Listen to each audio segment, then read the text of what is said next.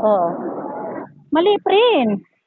Ipagdugto mo yung pangalan mo dun. Apelido dito, apelido ko. Leksyones ilagay mo dito. Pagdugto mo nito yung pangalan mo. Marlene.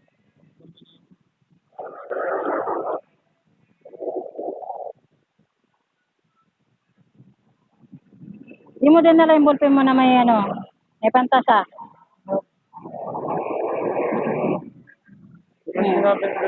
Tapos yung pangalan ko, apelido ko, lagay mo dito. Mali naman yung sinusulat. O, lagay mo dyan, apelido ko, Leksyones. Tingnan mo dyan sa card mo. O, tingnan mo dyan sa card mo, anong apelido ko dyan. Ayan o. Leksyones.